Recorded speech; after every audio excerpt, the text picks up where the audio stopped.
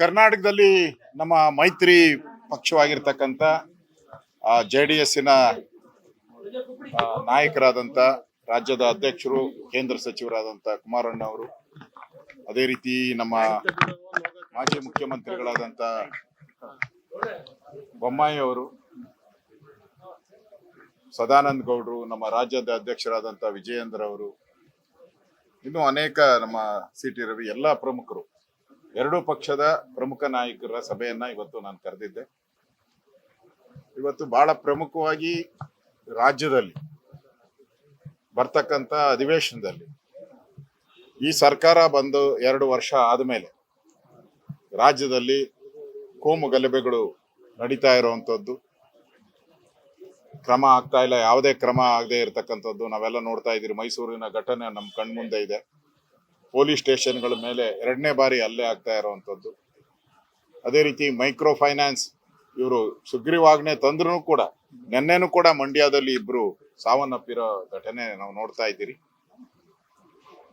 ಅದೇ ರೀತಿ KPSC ಹೆಸರಲ್ಲಿ ಇವತ್ತು ಅಮಾಯಕವಾದಂಥ, ಮುಂದೆ ಈ ರಾಜ್ಯದಲ್ಲಿ ಅಸಿಸ್ಟೆಂಟ್ ಕಮಿಷನರು,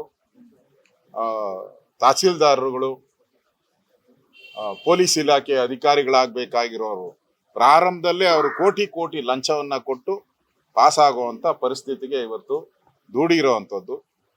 ಅದರಲ್ಲೂ ಕನ್ನಡದ ವಿದ್ಯಾರ್ಥಿಗಳು, ಇವರಿಗೆ ಸಿದ್ದರಾಮಯ್ಯನವರು ಅವರು ಜೀವನ ಪ್ರಾರಂಭ ಮಾಡಿದ್ದೆ ಕನ್ನಡ ಪ್ರಾಧಿಕಾರದ ಅಧ್ಯಕ್ಷರಾಗಿ. ಇವತ್ತು ಕನ್ನಡವನ್ನ ಕೊಲೆ ಮಾಡ್ತಾ ಇದ್ದಾರೆ.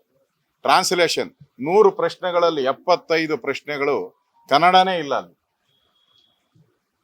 ವಿಶ್ವ ಅನ್ನೋ ಕಡೆ ವಿಶ್ವಸಂಸ್ಥೆ ಅಂತ ಇದೆ, ವಿಶ್ವ ಬ್ಯಾಂಕ್ ಅಂತ ಆಗಿದೆ.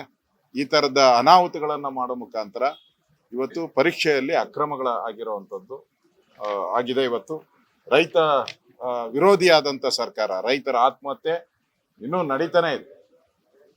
ಕುಮಾರಸ್ವಾಮಿ ಅವರಿದ್ದಾಗ ರೈತರ ಸಾಲ ಮನ್ನಾ ಮಾಡಬೇಕಂತಾರ ರೈತರಿಗೆ ಜೀವ ಕೊಡುವಂತ ಕೆಲಸ ಮಾಡಿದ್ರು.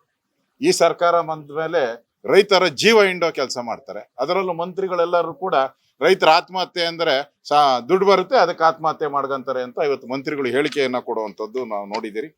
ಅದೇ ರೀತಿ ಅಭಿವೃದ್ಧಿ ಶೂನ್ಯ ಸರ್ಕಾರ, 2 ವರ್ಷದಲ್ಲಿ ಯಾವುದೇ ರೀತಿ ಅಭಿವೃದ್ಧಿ ಆಗಿಲ್ಲ. ಬೆಂಗಳೂರಿಗೆ ದೇವರೇ ಗತಿ ಅಂತ ಹೇಳ್ತಾ ಇರುವಂತ ಉಪಮುಖ್ಯಮಂತ್ರಿಗಳನ್ನ ನಾವು ನೋಡ್ತಾ ಇದ್ದೀರಿ. ಕಸದ ರಾಶಿಗಳು ಬಿದ್ದಾಗಿದೆ, ಅಭಿವೃದ್ಧಿ ಆಗ್ತಾ ಇಲ್ಲ. ಇನ್ನು ಬಾಣಂತಿಯರ ಸಾವು ನಿಂತೇ ಇಲ್ಲ, ಬಾಣಂತಿಯರ ಸಾವು ಕಂಟಿನ್ಯೂ ಆಗ್ತಾ ಇದೆ. ಅದೇ ರೀತಿ ಇನ್ನು ಹಲವಾರು ಬಹಳ ವಿಸ್ತೃತವಾಗಿ ಇವತ್ತು ಸುಮಾರು 1.5-2 ಗಂಟೆಗಳ ಕಾಲ ಚರ್ಚೆ ಆಗಿದೆ. ಇಷ್ಟು ಚರ್ಚೆ ಯಾವತ್ತೂ ಆಗಿಲ್ಲ. ಈ ಸರ್ಕಾರ ಮಾಡ್ತಾ ಇರುವಂತ ಅಕ್ರಮ, ಅವ್ಯವಹಾರ ಇವೆಲ್ಲವನ್ನ ಬಯಲಿಗೆಳಬೇಕು ಅನ್ನೋ ತೀರ್ಮಾನವನ್ನ ನಮ್ಮ 2 ಪಾರ್ಟಿಯವರು ಒಟ್ಟಾಗಿ ಮಾಡಿದಿರಿ. ವಿಧಾನಸಭಾ ಪೂರ್ತಿ ಅಧಿವೇಶನದಲ್ಲಿ ಈ ಸರ್ಕಾರ ಮಾಡ್ತಾ ಇರುವಂತ ಜನದ್ರೋಹಿ ಕೆಲಸಗಳ ವಿರುದ್ಧವಾದಂತ ಹೋರಾಟಗಳನ್ನ ನಾವು ಮಾಡ್ತೀವಿ. ನೋಡಿ, ಇದೆಲ್ಲ ಟೆಂಪರರಿ. ರಾಜ್ಯದ ಅಧ್ಯಕ್ಷರು ಘೋಷಣೆ ಆದ್ಮೇಲೆ ಎಲ್ಲಾನು ಕೂಡ ನಿಂತು ಹೋಗ್ತೈತೆ. ನಾವು ಒಟ್ಟಾಗಿ ನಾವು ಕೆಲಸ ಮಾಡ್ತೀರಿ. ಪ್ರಜಾಪ್ರಭುತ್ವದಲ್ಲಿ ಮಾತಾಡುವಂತ ಒಂದು ಹಕ್ಕಿದೆ, ಸ್ವಲ್ಪ ಅತಿರೇಕ ಆಗಿರ್ಬೋದು, ಆದ್ರೆ ಇವೆಲ್ಲ ಸರಿ ಹೋಗ್ತೈತೆ. ನಾವು ಒಟ್ಟಿಗೆ ಹೋಗ್ತೀರಿ. ಈಗ ನಾವು ಮತ್ತು JDS ಅಣ್ಣ ತಮ್ಮಂದಿರ ರೀತಿ ಈ ರಾಜ್ಯದಲ್ಲಿ ಆಗ್ತಾ ಇರ್ತಕ್ಕಂಥ ಕಾಂಗ್ರೆಸ್ಸಿನ ದುರಾಡಳಿತ ವಿರುದ್ಧ ಒಟ್ಟಾಗಿ ಟೊಂಕ ಕಟ್ಟಿ ಹೋರಾಟವನ್ನ ಮಾಡ್ತೀರಿ.